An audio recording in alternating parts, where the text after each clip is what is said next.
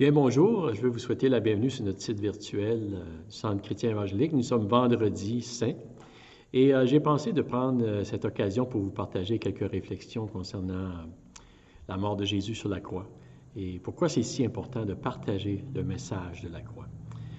Cette semaine, il y a plusieurs personnes qui vont entendre parler de Jésus, probablement sur des films où on va parler de sa vie, sa résurrection. Et pour plusieurs personnes, ces films, c'est comme regarder d'autres films historiques avec une histoire qui est vraie, qui est touchante, qui est émouvante. Et on pourrait dire qu'en résumé, la vie de Jésus se résume en un homme qui était remarquablement bon, qui est mort injustement sur une croix et qui semblerait être ressuscité le troisième jour. Et pour plusieurs personnes, cette histoire se termine là. Pour d'autres, c'est simplement le message de l'amour de Dieu. Dieu nous aime et ça se termine là. Mais est-ce qu'il y a quelque chose vraiment, quelque chose de plus vraiment à comprendre, à saisir concernant le sacrifice de Jésus sur la croix? Le message de la croix de Jésus n'est pas nouveau, et même plutôt, plusieurs d'entre nous sommes très familiers, les gens de notre génération. Mais est-ce qu'il est compris? Est-ce qu'il est vraiment compris? Et vous savez, c'est un message qui n'est pas facile à comprendre. Pourquoi est-ce que Jésus devait-il mourir sur une croix? Pourquoi est-ce que c'est si important de croire dans ce message? Pourquoi est-ce que les apôtres prêchaient Jésus-Christ et Jésus-Christ crucifié? Et même, vous savez, si c'est un message qui date depuis 2000 ans, il n'en reste pas moins qu'il n'a pas perdu sa puissance et qu'il est aussi important aujourd'hui de le partager que lors de la première génération de chrétiens. Et aujourd'hui, en fait, c'est ça que j'aimerais voir avec vous. 3 raisons pourquoi nous devons partager le message de la croix et pourquoi c'est encore si important de le croire aussi et de l'accepter. Et j'aimerais tout d'abord, la première raison pourquoi nous devrions le partager, c'est parce que c'est le message que les premiers apôtres ont partagé. Et c'est aussi le message que nous devrions partager aussi. L'apôtre Paul a dit dans 1 Corinthiens, le chapitre 1 et le verset 17 et 18, il a dit « Ce n'est pas pour baptiser que Christ m'a envoyé, c'est pour annoncer l'Évangile, et cela sans la sagesse du langage, afin que la croix de Christ ne soit pas rendue vaine, car la prédication de la croix est une folie pour ceux qui périssent, mais pour nous qui sommes sauvés, elle est une puissance de Dieu. » Elle est une puissance de Dieu. L'apôtre Paul, vous savez, disait que la raison première pourquoi Dieu l'avait sauvé, appelé, et c'était pour l'envoyer annoncer le message de la croix de Jésus-Christ. Et nous pourrions dire que vraiment, que ce n'était pas avec la sagesse du monde qui dit qu'il était envoyé pour partager le message. Ce n'était pas nécessairement de beaux discours persuasifs ou des philosophies, mais c'était plutôt avec la puissance de Dieu. Et ce qu'il dit, en fait, c'est que le plus important était l'essence du message, la vérité qui était proclamée dans ce message, l'Évangile, que Jésus-Christ, il a été crucifié et il est ressuscité. Vous savez, l'apôtre Paul, le missionnaire, que la plupart de nous connaissons bien, l'apôtre de la foi, partout où il allait, il recherchait, avec toute la sagesse que Dieu lui donnait, avec la puissance du Saint-Esprit, avec tout l'amour qu'il avait dans son cœur, de partager l'Évangile. Et son Évangile se résumait simplement à ceci: Jésus est venu dans ce monde mourir pour les péchés du monde et il est ressuscité. La croix de Jésus était tellement centrale à son message, vous savez, qu'il l'appelait la parole, la prédication, le logos, le discours, vous savez. Je crois aujourd'hui que le mandat, la mission première de l'Église n'a pas changé, certainement. C'est encore de prêcher Jésus-Christ et Jésus-Christ crucifié pour les péchés du monde. Nous devons faire très attention de ne pas nous éloigner de ce message, vous savez. Sinon, nous allons perdre la puissance aussi de ce message. On ne peut pas changer l'Évangile. On ne peut pas changer la parole de Dieu. Donc, pourquoi devrons-nous proclamer le message de la croix, c'est parce que c'était le message des apôtres aussi, des premiers apôtres, et c'est le message que l'Église doit proclamer. Deuxièmement aussi, c'est que, parce que le message de la croix, il n'est pas facile à comprendre. C'est pourquoi nous devons continuellement le proclamer et l'expliquer aussi. Lorsque nous lisons les évangiles, vous savez, nous pouvons constater que les disciples qui étaient avec Jésus avaient beaucoup de difficultés à comprendre que Jésus devait mourir pour les péchés du monde. Oui, ils ne comprenaient pas du tout ce que Jésus leur expliquait aux premiers abords, non. À plusieurs reprises, Jésus a dit et même expliqué à ses disciples qu'il devait mourir et ressusciter. Oui. Pour Jésus, sa mort était toujours devant lui depuis son jeune âge. La croix était dans sa pensée depuis le début de son ministère. Et le plus qu'il approchait le moment de sa mort, le plus que ses pensées en devenaient absorbées, l'intensité augmentait dans son cœur jusqu'au point extrême dans le jardin de Gethsémani, où il devait complètement abandonner sa vie pour aller à la croix. Jésus a dit, vous savez, au tout début de son ministère, dans l'Évangile de Jean, il dit « Détruisez ce temple et en 3 jours je le relèverai. » Il parlait de son corps, de sa mort. Il a dit ceci en Jean le chapitre 3, « Et comme Moïse éleva le serpent dans le désert, il faut de même que le Fils de l'homme soit élevé afin que quiconque croit en lui ait la vie éternelle. Car Dieu a tant aimé le monde qu'il a donné son Fils unique, afin que quiconque croit en lui ne périsse point, mais qu'il ait la vie éternelle. » Dans Matthieu le chapitre 12, Jésus a dit « De même que Jonas fut 3 jours et 3 nuits dans le ventre d'un grand poisson, de même le Fils de l'homme sera 3 jours et 3 nuits dans le sein de la terre. » Et nous voyons que Jésus parlait constamment de sa mort sur la croix. Il en faisait allusion régulièrement. Il rappelait les symboles de l'Ancien Testament, les prophéties de l'Ancien Testament qui en parlaient. Et pourtant, les disciples ne comprenaient pas, il y avait beaucoup de difficultés à comprendre. Et vers la fin de sa vie terrestre, Jésus était de plus en plus explicite dans son enseignement sur sa mort. En fait, dans Matthieu 16, il a dit ceci, nous pouvons lire ceci, il a dit « Dès lors, Jésus commença à faire connaître à ses disciples qu'il fallait qu'il allât à Jérusalem, qu'il souffrit beaucoup de la part des anciens, des principaux sacrificateurs et des scribes, qu'il fut mis à mort et qu'il ressuscita le 3e jour. Pierre, l'ayant pris à part, se mit à le reprendre et dit « Ah, Dieu ne plaise, Seigneur, cela ne t'arrivera pas. » Mais Jésus, se retournant, dit à Pierre « Arrière de moi, Satan. Tu mets en scandale car tes pensées ne sont pas les pensées de Dieu, mais celles des hommes. » Nous voyons ici, Pierre avait compris que Jésus était le Christ, le Messie. Mais Pierre n'avait pas compris que Jésus devait mourir. Il s'opposait en fait radicalement à la mort de Jésus. Et dans la dernière semaine, avant sa mort, Jésus, vous savez, il a dit que le grain de blé doit mourir pour porter du fruit.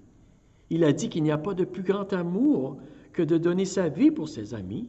Il a pris le dernier repas en utilisant le pain comme un symbole de son corps qui était donné pour nous, pour le pardon de nos péchés. Et il a pris une coupe comme son sang qui était versé aussi pour notre rédemption.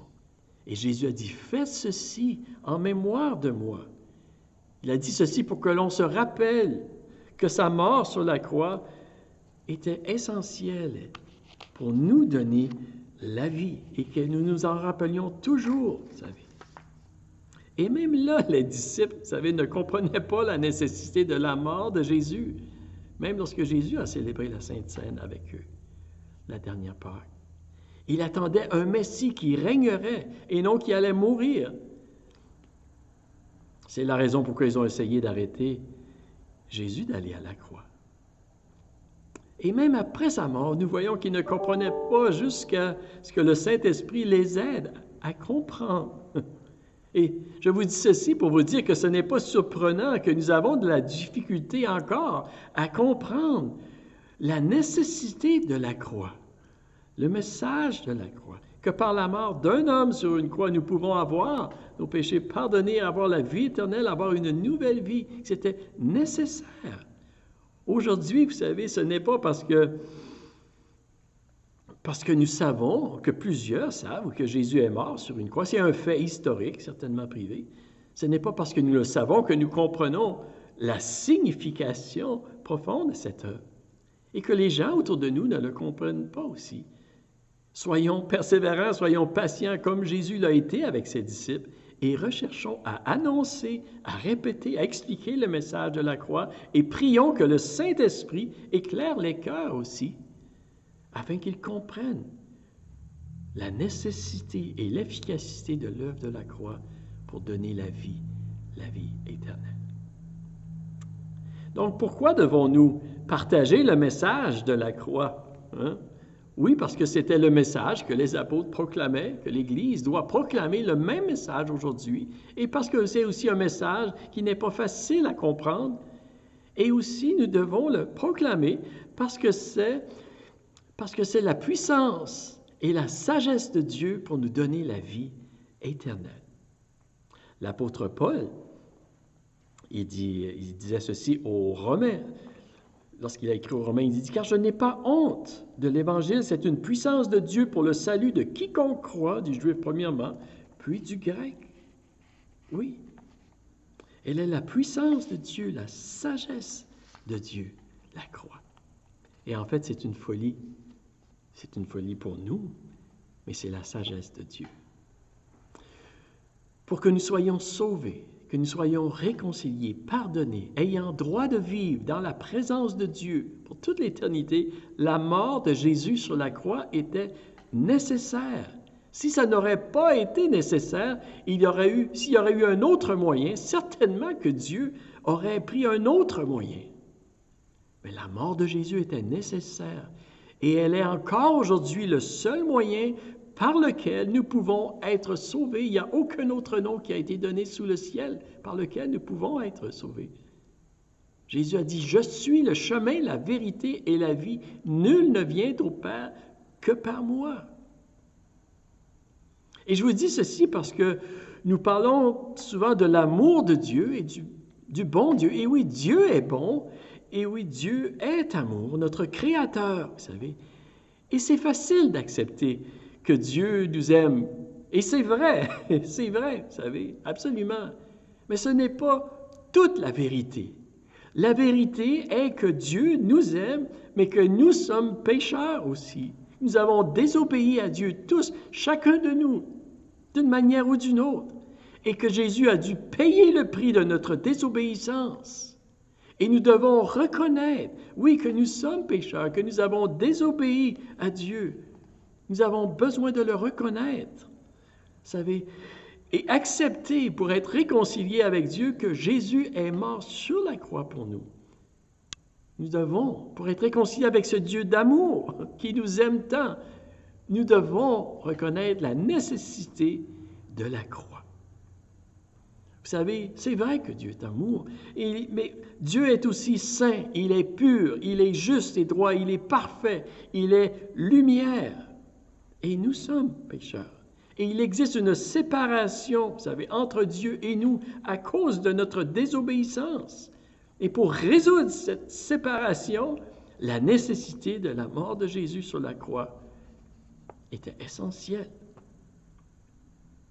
Vous savez, certaines personnes, parfois, peuvent penser que rejeter l'amour de Dieu n'a pas de si grandes conséquences. Oui, ça attriste Dieu. Et oui, Dieu est attristé lorsque nous refusons son amour, vous savez. Oui, il y a des conséquences. Mais ce qui est encore plus triste, c'est pour la personne qui refuse de croire dans la nécessité, dans la nécessité de la mort de Jésus pour lui, pour le pardon, pour sa réconciliation avec son Créateur. Certains croient dans l'amour de Dieu, mais ils ne réalisent point qu'ils ont besoin d'être pardonnés par le sang de Jésus. Certaines personnes se justifient par leurs bonnes œuvres, disent « Oui, moi je suis une bonne personne, je ne suis pas si mauvais. » Et parfois on se dit « Je n'ai pas tué personne. » Et des fois on se dit « Il y a des personnes qui sont beaucoup pires que moi, beaucoup plus méchants que moi. » Et c'est vrai, je suis d'accord avec vous, vous savez. Mais nous avons tous désobéi à quelque part. Et c'est pourquoi la croix de Jésus est nécessaire.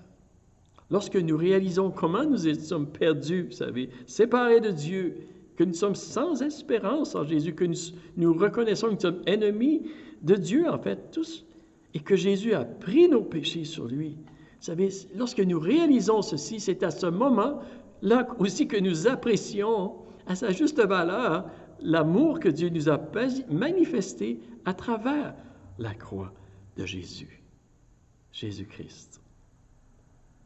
Vous savez, une des difficultés que nous rencontrons aujourd'hui dans notre société, c'est que souvent nous disons que le péché n'existe plus. Donc, si le péché n'existe plus, nous n'avons plus besoin d'un sauveur. Nous n'avons pas besoin de Jésus. Nous n'avons pas besoin de la croix. Mais en fait, vous savez, le péché existe encore aujourd'hui. Réaliser la nécessité de la croix nous amène, vous savez, à haïr les choses qui ont causé Jésus d'aller à la croix. Tout le mal, la désobéissance, le péché. Vous savez, la mort, la vie et la mort de Jésus sur la croix n'étaient pas seulement un bon exemple à suivre. Jésus ne nous a pas seulement donné un bon exemple, il n'était pas seulement un martyr ou un bon enseignant par sa vie. Sa mort était nécessaire.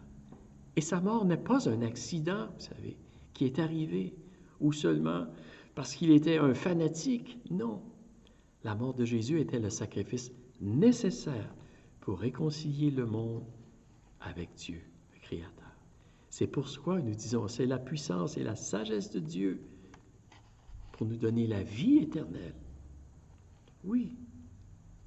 Vous savez, refuser de reconnaître le sacrifice de Jésus pour notre pardon, c'est refuser de prendre le seul moyen par lequel je peux être réconcilié avec mon Créateur. Et vous savez, lorsque nous lisons les évangiles, la grande partie, la majeure partie, en fait, de l'histoire de la vie de Jésus qui nous est racontée nous parle de la fin de sa vie, de sa mort. Parce que Jésus, lorsqu'il est venu, vous savez, il a tout accompli dans sa mort. La raison première de sa venue était de venir donner sa vie en rançon pour notre salut.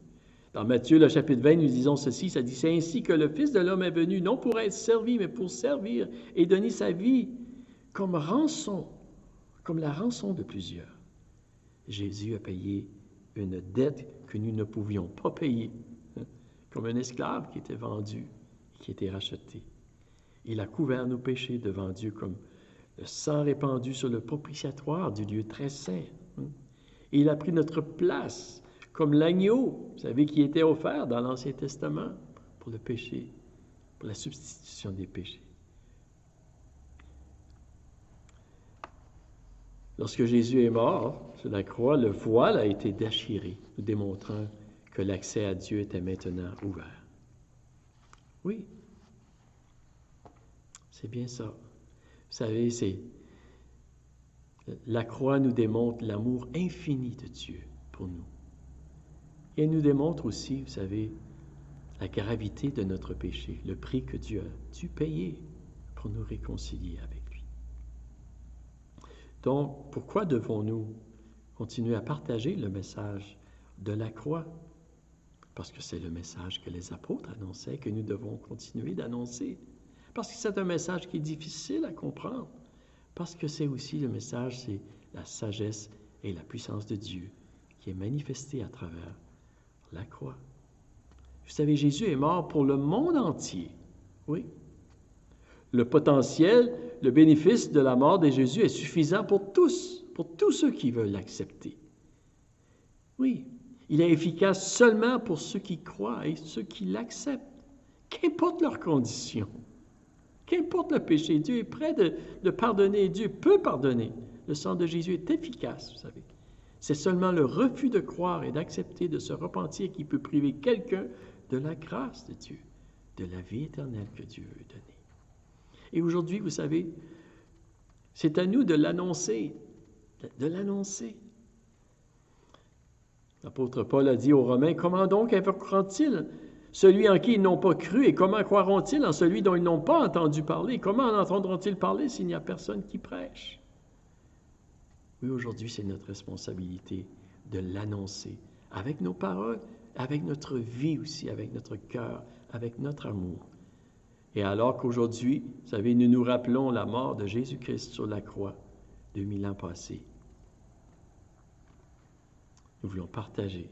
Je veux encore vous le partager avec vous, afin que vous puissiez, vous aussi, expérimenter l'amour de Dieu dans votre vie, la grâce de Dieu, le pardon de Dieu dans votre vie, et avoir l'assurance d'avoir la vie éternelle, d'avoir la vie éternelle. Et vous savez, le message de la croix, c'est aussi un message qui change nos cœurs, qui transforme nos cœurs, qui sont souvent durs, en un cœur tendre, un cœur qui aime. Oui, le message de la croix brise notre cœur dans un sens, en réalisant la grandeur de l'amour de Dieu pour nous. Et il produit de l'amour aussi dans nos cœurs pour les gens autour de nous.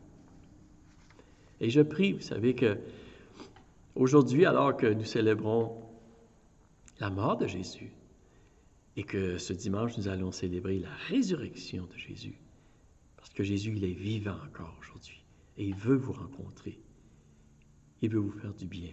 Si vous le connaissez déjà, Jésus veut affermir votre foi en lui, dans son amour, dans sa grâce, avec sa présence. Si vous n'avez jamais reçu Jésus dans votre vie, Jésus vous tend la main. Il veut vous rencontrer, il veut vous sauver. Il veut se révéler à vous. Et ma prière, c'est que vous l'acceptez aujourd'hui. Et j'aimerais simplement de prier avec vous aujourd'hui. Et si c'est votre désir d'accepter Jésus dans votre vie, je vous encourage de faire cette prière, de répéter cette prière dans votre cœur avec moi aujourd'hui. Seigneur Jésus, je viens à toi aujourd'hui, tel que je suis. Je reconnais que je suis un pécheur, que j'ai péché, Seigneur. Et je crois, Seigneur, que sur la croix, tu as pris mes péchés, tu as pris le châtiment qui me donne la paix pour que je sois réconcilié avec toi, mon Dieu. Je te demande pardon et je te reçois comme mon sauveur aujourd'hui. Viens dans ma vie, aide-moi à comprendre ce que tu as fait pour moi, la nécessité de la croix et la grandeur de ton amour aussi pour moi. Merci Seigneur. Je t'ouvre mon cœur, je t'ouvre ma vie. Viens dans ma vie aujourd'hui. Je te demande toutes ces choses, Seigneur. Amen. Amen. Bien, je vous remercie pour votre attention aujourd'hui et je prie que cette réflexion a pu vous encourager dans votre cheminement avec le Seigneur, que vous puissiez réaliser la grandeur, l'immensité de son amour pour vous qu'il a manifesté à la croix. Que Dieu vous bénisse et je vous souhaite une très belle fin de semaine de Pâques. À la prochaine.